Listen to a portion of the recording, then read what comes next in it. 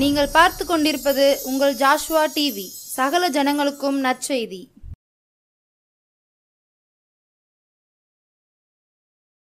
காணாமல் போன ஆடா இருந்தேனே ஏசையா, கண்ணோக்கி பார்த்தீரே கவலைகளை மாற்றினீரே, கண்ணோக்கி பார்த்தீரே கவலைகளை மாற்றினீரே, மறக்கவில்லையே மார்போடு அணைத்து கொண்டீரே, தேடி வந்தீரே தீமைகளை அகற்றி விட்டீரே.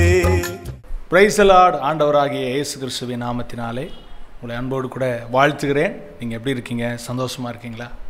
சந்தோஷமாக இருப்பீங்கன்னு சொல்லி ஆண்டவருக்குள்ளே நம்புகிறேன். தொடர்ந்து எங்களுக்காக ஊழியங்களுக்காக நீங்கள் ஜெபித்துக் கொள்ளுங்கள். கட்டாயம் நீங்கள் ஜெபிக்கிறீர்கள் என்று ஆண்டவருக்குள்ளே நம்புகிறோம். ஆண்டவர் பெரிய காரியங்களை செய்வாராக. கடந்த செய்தி உங்களுக்கு ஆசீர்வாதமாக இருந்திருக்கும் என்று கர்த்தருக்குள்ளே நம்புகிறேன். அந்த செய்தியின் தொடர்ச்சியாக இன்றைக்கு நாம் அந்த கர்த்தருடைய வார்த்தையை நாம் தியானிக்க போகிறோம். நீங்கள் செய்திக்கு ஆயத்தப்பட உங்களை அன்பாய் கேட்கிறேன்.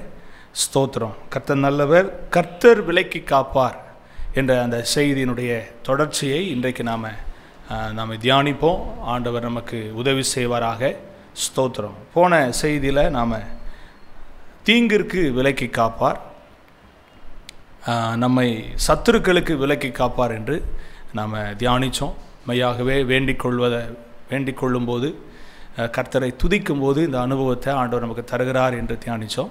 இன்றைக்கு நாம் தொடர்ந்து ஆண்டவருடைய வார்த்தையை சிந்திக்கும்படி வேத புஸ்தகத்தை நீங்கள் திருப்பிக்கோங்க. சங்கீதம் 31ஆம் சங்கீதம் அதனுடைய 20ஆம் வசனத்தை வாசிக்கும்போது அங்கே இப்படியாய் வாசிக்கிறோம். 31ஆம் சங்கீதம் 20ஆம் வசனம். மனுஷனுடைய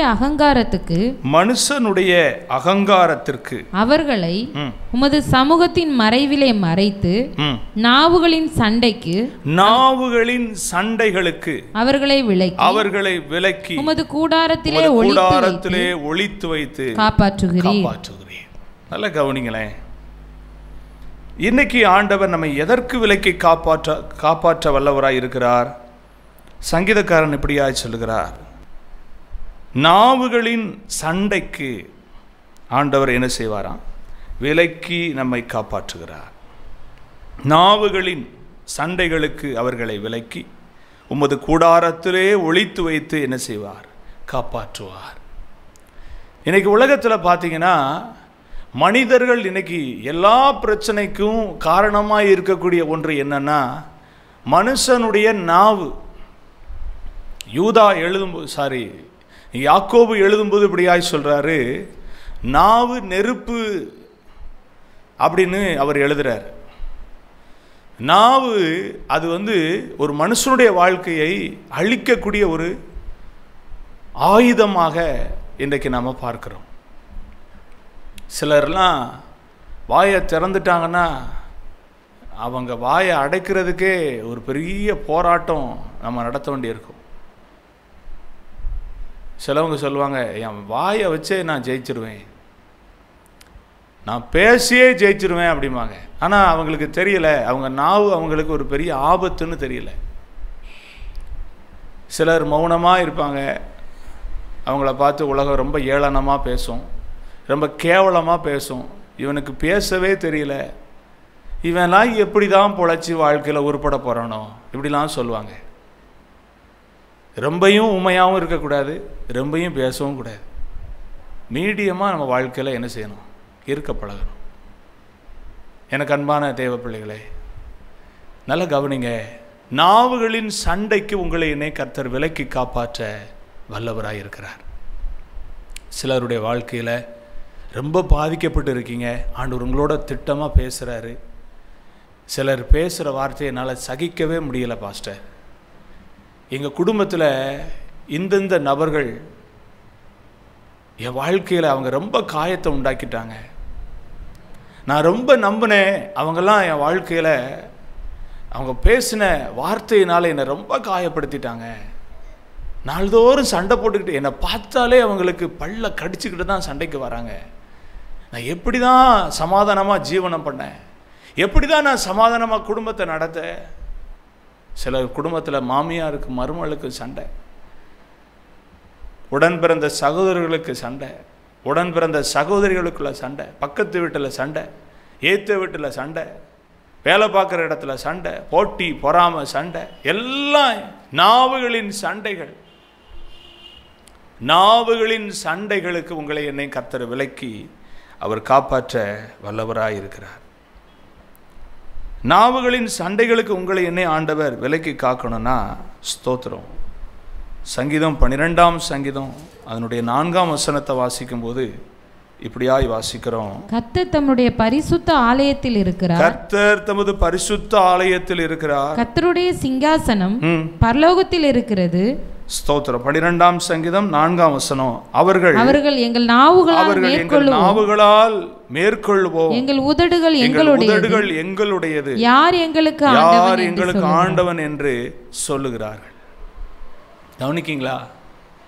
சிலர் நாவுகளை எப்படிலாம் பயன்படுத்துறாங்க பாருங்க. வசனம் சொல்லுது, எங்கள் நாவுகளால் மேற்கொள்வோம், எங்கள் உதடுகள் எங்களுடையது, யார் எங்களுக்கு ஆண்டவன் என்று சொல்லுகிறார்கள். இன்னைக்கு நாவு தான் ரொம்ப நம்புறவங்க இருக்காங்க. என் நாவை வச்சு நான் எப்படினாலும் பொழைச்சிக்கிடுவேன் அப்படி நினைக்கிறவங்களா இருக்கீங்களா? நீங்கள் அப்படிலாம் இருக்கக்கூடாது. தேவ பிள்ளைகளாகிய நீங்களும் நானும் நம்முடைய நாவை ஒப்பு கொடுக்கணும் ஆண்டவருக்கு. ஆண்டவரே, இந்த நாவு சண்டை போடுவதற்கோ, அடுத்தவங்களை வேதனைப்படுத்துவதற்கோ, அடுத்தவங்களை கவலைப்பட வைக்கிறதுக்கோ நான் உபயோகப்படுத்தக்கூடாது. என் நாவு உம்முடைய நீதியை அறிவிக்கணும், உம்முடைய நற்செய்தியை அறிவிக்கணும், அடுத்தவங்களை உருவாக்கக்கூடிய வார்த்தையை பேசணும். அப்படிங்கிற அந்த அனுபவத்துக்குள்ள நீங்க வரணும். உங்க நாவு எதை பேசுறதுக்கு உங்க வாழ்க்கையில் ஒரு கண்ட்ரோல் இருக்கணும். எதனாலும் பேசலாம் அப்படின்னு இல்லை. சிலருடைய வாழ்க்கையில் கலன்னு இருக்கணும், சிரிச்சுக்கிட்டே இருக்கணும், இல்லைன்னா பேசிக்கிட்டே இருக்கணும். என்னத்தை கண்டுட்டீங்க? நான் உங்களை பார்த்தா கேட்குறேன், அப்படி என்னத்தை நீங்கள் கண்டுட்டீங்க? கலகலன்னு பேசினதுனாலையும் கலகலன்னு சிரித்ததுனாலையும் என்னதை கண்டுட்டீங்க? உங்கள் மரியாதை தான் போயிட்டுருக்கு. உங்கள் மரியாதை உங்களை அறியாமலே உங்கள் மரியாதை நீங்கள் இழந்து கொண்டு இருக்கீங்க. இந்த செய்தியை கேட்குற தேவ பிள்ளையே, இல்லை நீங்கள் யாராக இருந்தாலும் சரி, உங்கள் நாவை ஆண்டவரிடத்தில் ஒப்பு கொடுங்க. அப்போனா தான் ஆண்டவர் உங்களை நாவுகளின் சண்டையினால் வருகிற எல்லா பிரச்சனைகளுக்கும் உங்களை விலக்கி காப்பார். சிலருடைய வாழ்க்கையில் இந்த நாவு பிசாசு பயன்படுத்துகிற ஆயுதமாக இன்னைக்கு மாறிடுது. பிசாசு பயன்படுத்துகிற ஆயுதம். பிசாசு உங்களை என்னையும் இந்த நாவை வச்சு அவனுடைய வேலையை, அவனுடைய திட்டத்தை அவன் செயல்படுத்திட்டு போயிட்டே இருக்கிறான். நீங்கள் 64ஆம் சங்கீதம் 8ஆம் வசனத்தை வாசிப்பீங்கன்னா, ஸ்தோத்திரம், 64ஆம் சங்கீதம் 8ஆம் வசனம். அவர்கள் தள்ளப்பட்டு கீழே விழும்படி அவர்கள் நாவுகளே அவர்களை கெடுக்கும். அவர்களை காண்கிற யாவரும் ஓடி போவார்கள். நல்லா கவனிங்களேன். அவர்கள் நாவுகளே அவர்களை கெடுக்குமா? அவர்கள் கீழே விழும்படி அவர்களை கெடுக்கக்கூடிய அந்த அனுபவத்தை அந்த நாவு அவங்களுக்கு ஏற்படுத்தி கொடுக்கிறது. அவர்களை காண்கிற யாவரும் என்ன செய்வார்கள்னா ஓடி போவார்கள். ஸ்தோத்திரம்.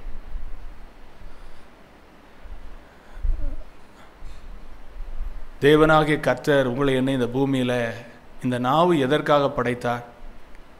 உங்களுக்கு எனக்கு ஆண்டவர் ஏன் இந்த நாவை ஆண்டவர் கொடுத்தார் அப்படின்னா, அடுத்தவங்களை காயப்படுத்தவோ, சண்டை போடவோ, அசிங்கமாக பேசவோ, கெட்ட வார்த்தை பேசவோ, துன்மார்க்கமான காரியத்தை எடுத்து சொல்லவோ இல்லை. எதுக்கு உண்டாக்கினார்?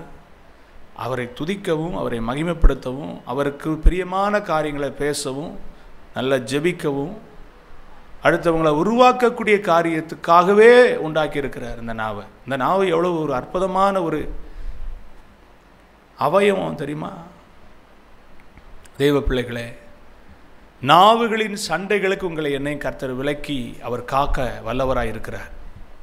நீங்கள் எந்த அளவுக்கு உங்கள் நாவை காத்துக்கொள்கிறீங்களோ அந்த அளவுக்கு உங்களுடைய வாழ்க்கையில் உங்களுக்கு விரோதமாக எந்த ஒரு நாவின் சண்டையும் வராதபடிக்கு தேவன் உங்களை காக்க வல்லவராக இருக்கிறார். உலகத்தில் ஒரு பழமொழி சொல்லுவாங்க, வினை விதைத்தவன் வினை அறுப்பான், திணை விதைத்தவன் திணை அறுப்பான், பட்டயத்தை எடுக்கிறவன் பட்டயத்தாலே மாளுவான் அல்லது சாவான் என்று சொல்லப்பட்டிருக்கிறது.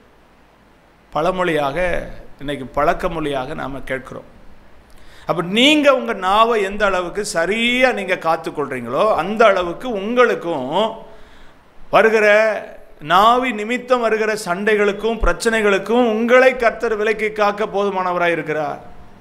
உங்கள் நாவை நீங்கள் எந்த அளவுக்கு சரியாக பயன்படுத்துகிறீங்க, உங்கள் நாவை எந்த அளவுக்கு மற்றவர்களுக்கு பிரயோஜனமாக நீங்கள் உபயோகப்படுத்துகிறீங்க, தேவனை பிரியப்படுத்துவதற்கு நீங்கள் ஒப்பு கொடுத்துருக்கீங்க, அதை செயல்படுத்துகிறீங்க அப்படிங்கிறதுல கவனமாக இருங்க. ஒருவேளை நீங்கள் அதில் கவனம் சிதறி போய் கவன குறைவாக நீங்கள் பேசக்கூடியவங்களாக இருப்பீங்கன்னா உங்களுடைய வாழ்க்கையிலையும் இந்த நாவின் மூலம் வருகிற பிரச்சனையும், இந்த நாவின் மூலம் வருகிற போராட்டமும், இந்த நாவின் மூலம் வருகிற உபத்திரமும் கஷ்டமும் தொடர்ந்து கொண்டே இருக்கும். சபையில் போய் உட்கார்ந்துக்கிட்டு என்னத்தனாலும் பேசலாம் அப்படின்னு பேசாதீங்க. உங்களுடைய நாவு சபையில் போய் கர்த்தரை துதிக்க தான் நீங்கள் யூஸ் பண்ணணும். உலக பிரகாரமான காரியத்தை, அடுத்தவங்களை பற்றி குறை சொல்ல, குற்றம் கண்டுபிடிச்சு பேச, இதுக்கு தான் நீங்கள் உபயோகப்படுத்தக்கூடாது. தேவனை துதிப்பதற்கு உங்கள் நாவை உபயோகப்படுத்தணும்.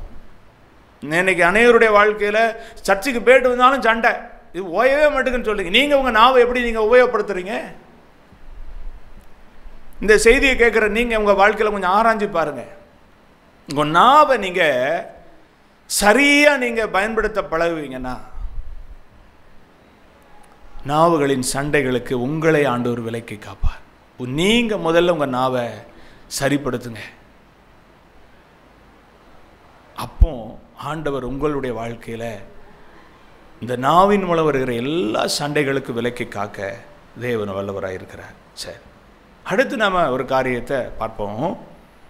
ஸ்தோத்திரம். யோபு 36ஆம் அதிகாரம் 16ஆம் வசனத்தை வாசிக்கும் போது அங்கே இப்படியாய் சொல்லப்பட்டிருக்கிறது. அப்படியே அவர் உம்மையும் நெருக்கத்தினின்று விலக்கி ஒடுக்கமில்லாத விசாலத்தில் வைப்பார். உம்முடைய போஜன பந்தி கொழுமையான பதார்த்தங்களால் நிறைந்திருக்கும். அடுத்து ஒரு காரியத்துக்கு ஆண்டவர் விலக்கி காக்கிறார். அது என்ன காரியம்? நெருக்கத்தினின்று உங்களை என்னை கர்த்தர் என்ன செய்வாரா? விலக்கி காக்கிறவராக இருக்கிறார். சிலருடைய வாழ்க்கையில் பணம் ஒரு பெரிய நெருக்கமாக இருக்குது. சிலருடைய வாழ்க்கையில் ஸ்தோத்திரம் குடும்பத்தில் பயங்கர நெருக்கம், உறவுகளில் நெருக்கம், ஸ்தோத்திரம் அக்கம் பக்கத்தினரால் வருகிற நெருக்கம், ஊழியத்தில் படுகிற நெருக்கம், தேவனை அறியாதவர்களால் வருகிற நெருக்கம், தேவனை அறிந்து கொண்டு சபையில் இருக்கிற விசுவாசிகளால் வருகிற நெருக்கம், ஸ்தோத்திரம் ஊழியக்காரர்களால் நெருக்கம், இப்படி பல விதங்களில் நெருக்கம். என்ன செய்வது தெரியலையே, நான் என்ன பண்ணுறது நினைக்கும் போதெல்லாம் மனசு படபடன்னு அடிக்குது, தூக்கம் வரமாட்டுக்கு, குடும்பத்தில் சமாதானமாக நான் பேச முடியலை, என்ன பண்ணுறதுன்னு தெரியாமல் விழிப்பிதுங்கி போயிருக்கிற உங்களை பார்த்தா கர்த்தர் சொல்றாரு, நெருக்கத்தினின்று உங்களை விலக்கி காக்க தேவன் போதுமானவராக இருக்கிறார். நெருக்கத்தினின்று உங்களை விலக்கி காத்து உங்களை ஆண்டவர் ஸ்தோத்திரம் விசாலமான இடத்துல உங்களை வைக்க அவர் போதுமானவராக இருக்கிறார். அப்படி நம்ம நெருக்கத்தில் இருந்து ஸ்தோத்திரம் விலைக்கு பாதுகாக்கப்படணும்னா 81ஆம் சங்கீதம் 7ஆம் வசனத்தை வாசிக்கும் போது அங்க சொல்லப்பட்டிருக்கு, நெருக்கத்திலே நீ கூப்பிட்டாய், நான் உன்னை தப்புவித்தேன், இடி முழக்கம் உண்டாகும் மறைவிடத்திலிருந்து உனக்கு உத்தரவு அருளினேன், மேரிபாவின் தண்ணீர்களிடத்தில் உன்னை சோதித்து அறிந்தேன். கவனிக்கீங்களா? உங்களை என்னை ஆண்டவர் நெருக்கத்தில் இருந்து விலக்கி காக்கணும்னா அவரை நோக்கி கூப்பிட வேண்டும். எப்பேற்பட்ட நெருக்கத்தில் இருக்கீங்களோ அவரை நோக்கி கூப்பிட வேண்டும். ஆண்டவரே எனக்கு உதவி செய்யுங்க, தேவனே எனக்கு உதவி செய்யுங்க, இயேசுவே எனக்கு உதவி செய்யுங்க, இதிலிருந்து எனக்கு ஒரு விடுதலையை கொடுங்க, என்னை நோக்கி கூப்பிடுன்னு சொன்னீங்களே, நான் உங்களை நோக்கி கூப்பிடுறேன்ப்பா. இன்னைக்கு யாரை நீங்க நோக்கி கூப்பிடுறவங்களா இருக்கீங்க? ஒரு நெருக்கத்தில் இருக்கிற நீங்க இன்னொரு நபரிடத்துல உதவின்னு போறீங்க, அது கொஞ்ச நாள் கழிச்சு அது ஒரு நெருக்கமாயிருது, அது ஒரு புது பிரச்சனை ஆயிருது. வேண்டாம், ஆண்டவரை நோக்கி கூப்பிடக்கூடியவங்களாயிருங்க.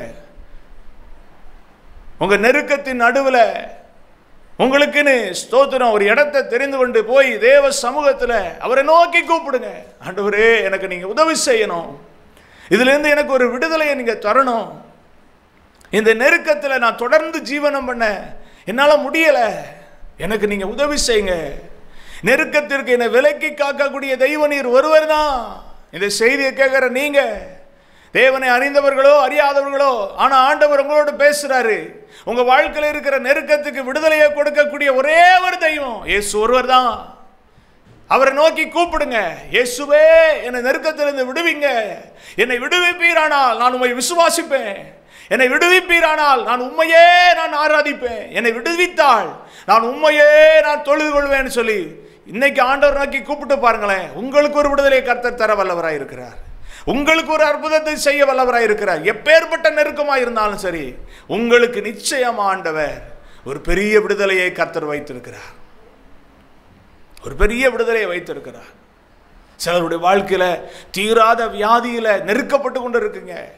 இப்போ குணமாயிரும், நாளைக்கு குணமாயிரும், அடுத்த வருஷம் குணமாயிரும், சொல்லி சொல்லி சொல்லி சொல்லி இன்னும் குறைஞ்ச பாடா இல்லை. நான் எப்படி தான் ஜீவனம் பண்ணேன், என் வாழ்க்கை இப்படியே போனா நான் எப்படி இந்த உலகத்தில் வாழ?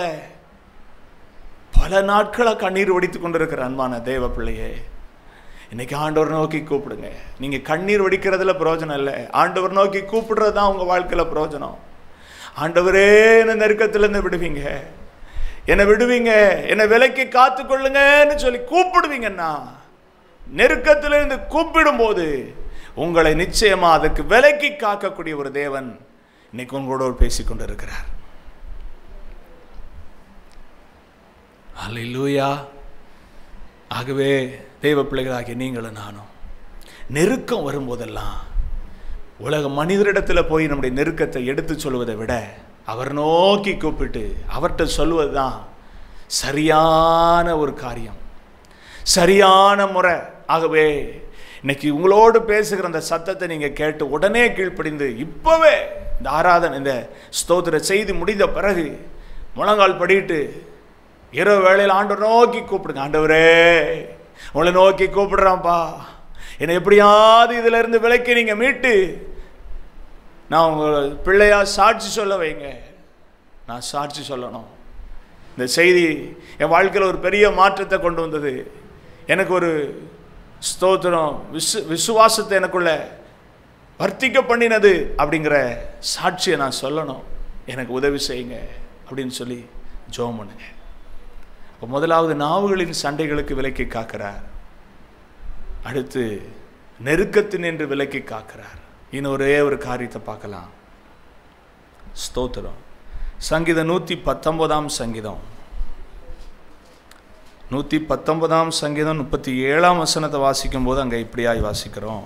மாயையை பாராதபடிக்கு நீர் என் கண்களை விலக்கி, நீர் என் கண்களை விலக்கி உமது வழிகளில் என்னை நீர் என்ன செய்யும்? உயிர்ப்பையும். மூணாவது ஆண்டவர் எதற்கு நம்மை விலக்கி காக்கிறார்? மாயைக்கு விலக்கி காக்கிறார். பிரசங்கி இப்படியாய் சொல்கிறார், வானத்துக்கு கீழையும் பூமிக்கு மேலையும் பார்க்கிற எல்லா மாயை, மாயை மாயை எல்லா மாயைங்கிறாரு. இந்த செய்தியை கேட்கிற எனக்கு அன்பான சகோதரனே சகோதரியே, இந்த உலகம்தான் உங்களுக்கு இன்பம் நினைக்கிறீங்களா? இந்த உலகம்தான் உண்மை நினைக்கிறீங்களா? இல்லை, இந்த உலகம் ஒரு மாயை. காணல் நீரை போல தெரிகிற ஒன்றுதான் இந்த உலகம். உண்மை என்றால் அது தெய்வம் இயேசு ஒருவர் தான். அவரை அண்டிக் கொள்கிற பிள்ளைகள், அவரை பின்பற்றுகிற பிள்ளைகள், அவரை சார்ந்திருக்கிற பிள்ளைகளுக்கு இந்த உலக மாயையில் இருந்து உங்களை ஆண்டவர் தப்புவித்து விலக்கி காப்பாற்றவர் வல்லவராயிருக்கிறார், வல்லவராயிருக்கிறார். ஆகவே மாயைக்கு உங்களை என்னை ஆண்டவர் விலக்கி காக்க வேண்டுமானால் மாயையான காரியங்கள், உலகத்திலே தோன்றுகிற எல்லாமே மாயை. உலக அன்பு மாயை, உலக பாச மாயை, உலகத்தின் இன்பங்கள் மாயை, உலகத்தினுடைய ஆமென் ஸ்தோத்திரம் அநித்தியமான எல்லா காரியங்களும் மாயை. அதற்கு உங்களை விலக்கி காக்க அவர் வல்லவராய் இருக்கிறார். ஒருவேளை இந்த உலகத்தையே நம்பி ஓடிக்கொண்டிருக்கிற வாழ்க்கையில் ஒரு மாற்றம் வரட்டும். ஆண்டவரே, உலகத்தின் மாயைக்கு என்னை விலக்கி காத்துக்கொள்ளுங்க அப்படின்னு ஒப்பு கொடுத்து ஜெபம் பண்ணுங்க. சபைக்கு போகிற வாலிபனா இருக்கீங்க, சபைக்கு போகிற வாலிப பிள்ளையா இருக்கீங்க, உங்கள் தாய்க்கு தகவனுக்கு தெரியாமல் இந்த உலகத்தின் இன்பத்துக்குள்ளே சிக்கி தவித்து கொண்டு இருக்கீங்க, அடிமையாக்கப்பட்டு கொண்டு இருக்கீங்க. யாரோ ஒருத்தர் இந்த உலகத்தின் மாயைக்கு உங்களை இழுத்து கொண்டு இருக்கிறாங்க. யாருக்குமே தெரியாது, யாருக்குமே அது புரியாது. உங்களை யாருமே அப்படி கண்டுகொள்ள முடியாத அளவுக்கு மாயை இன்னைக்கு உங்களை தன்வசப்படுத்தி கொண்டிருக்கிறது. இந்த செய்தியின் மூலம் உங்களோடு பேசுறாரு. மாயைக்கு உங்களை ஆண்டவர் விலக்கி மீட்க அவர் இருகரம் விரித்தவராக உங்களை நோக்கி அவர் பேசிக் கொண்டிருக்கிறார். அன்பான சகோதரனே, அன்பான சகோதரியே, நீ அந்த மாயைக்கு சிக்கிக்கொள்ளாதே. அதற்கு விலக்கி காப்பாற்றப்படக்கூடிய இந்த தெய்வத்தை நீ அறிந்து கொள். இந்த தெய்வத்தை நீ புரிந்து கொள்வாயானால் உன்னை ஆண்டவர் உலகத்தின் மாயைக்கு விலக்கி காப்பாற்ற அவர் வல்லவராய் இருக்கிறார். உலகம் சதம் நினைக்காத, உலகம் இன்பம் நினைக்காத. இந்த உலகம் உன்னை ஏமாற்றக்கூடியது. ஒருவேளை இப்போ உனக்கு தேனை போல இனிக்கலாம், ஆனா இன்னும் ஒரு குறிப்பிட்ட நாட்களில் அதுவே உனக்கு விஷம், அது உனக்கு கொடிய விஷமாய் மாறி போகும். அந்த மாயை நீ நம்பாதே. உண்மையாகிய இந்த வேத வசனத்தை நம்பு. உண்மையாக இந்த வேத வசனத்துக்கு கீழ்ப்படி, உண்மையாக இந்த இயேசு கிறிஸ்துவை நீ பற்றிக்கொள்வாயானால் உன் வாழ்க்கையில் விலக்கி பாதுகாக்க தேவன் வல்லவராய் இருக்கிறார். ஆகவே இன்றைக்கு ஆண்டவர் உங்களுக்கு சொல்கிற வார்த்தைக்கு நீங்க கீழ்ப்படுவீங்கன்னா இந்த மாயான காரியத்தில் உங்களை விலக்கி காக்க தேவன் வல்லவராய் இருக்கிறார். ஆகவே எனக்கு அன்பான தெய்வ பிள்ளையே, இன்னைக்கு கேட்ட செய்தியின் மூலம் உங்களோடு பேசியிருப்பாரானால் கண்ணமுடி என்னோடு கூட சேர்ந்து ஒப்பு கொடுத்து ஜெபம் பண்ணுங்க. ஆண்டவர் கிரியை செய்வார். ஜெபம் பண்ணுவோம். நேசிக்கிற நல்ல ஆண்டவரே, சண்டைகளின் ஆண்டவர் நாவுகளின் சண்டைகளுக்கும் நெருக்கத்திற்கும் மாயான காரியங்களுக்கு விலக்கி மீட்கிற தெய்வமாகிய நீர் இந்த செய்தியை கேட்ட நம்முடைய பிள்ளைகளுடைய வாழ்க்கையில் நீங்கள் கிரியை செய்யுங்க. உங்களுடைய வார்த்தையை நீங்கள் மகிமைப்படுத்துங்க. உங்களுடைய வார்த்தையின் மூலம் நம்முடைய பிள்ளைகள் விடுதலை அடைவார்களாக. என்ன நோக்கத்துக்காக அந்த வார்த்தையை பேச வைத்தீங்களோ அந்த நோக்கம் நிறைவேறட்டும். அதன் நிமித்தம் மக்கே சகல துதியும் கனமும் மகிமையும் உண்டாகட்டும் சொல்லி ஜெபிக்கிறேன் ஜீவனுள்ள நல்ல பிதாவே, ஆமென். கர்த்தர் உங்களை ஆசீர்வதிப்பார். தொடர்ந்து ஒவ்வொரு செவ்வாய்க்கிழமை மாலை 6:30 மணிக்கு மெய்ப்பனின் குரல் கேட்க என்ற அந்த செய்தி ஒளிபரப்பாகிக் கொண்டிருக்கிறது. உங்களுக்கு தெரிந்தவர்கள், அருகாமையில் உள்ளவர்கள், நண்பர்களுக்கு இந்த நிகழ்ச்சியை நீங்கள் அறிமுகம் செய்து அவர்களை இந்த செய்தியை கேட்க வைங்க. தொடர்ந்து எங்களுக்காக ஜெபம் பண்ணுங்க. இதன் மூலம் நீங்கள் ஆஸ்வதிக்கப்படுவீர்களானால், கர்த்தர் உங்களுக்கு அற்புதம் செய்திருப்பார்களானால் ஸ்க்ரீனில் தெரிகிற இந்த நம்பருக்கு நீங்கள் உங்களுடைய சாட்சிகளை நீங்கள் எங்களுக்கு தெரியப்படுத்த அன்பாய் கேட்கிறோம். ஆண்டுடைய நாமம் மகிமைப்படட்டும். ஸ்தோத்திர. கர்த்தர் உங்களை ஆஸ்வதிப்பாராக. அடுத்த செய்தியில் உங்களை பார்க்கும் வரை தேவனுடைய சமாதானமும் கிருபையும் இரக்கமும் உங்களோடு கூட இருப்பதாக. God bless you. Amen. Hallelujah. காணாமல் போன ஆடா இருந்தேனே ஏசையா, கண்ணோக்கி பார்த்தீரே கவலைகளை மாற்றினீரே, கண்ணோக்கி பார்த்தீரே கவலைகளை மாற்றினீரே, மறக்கவில்லையே மார்போடு அணைத்து கொண்டீரே, தேடி வந்தீரே தீமைகளை அகற்றிவிட்டீரே.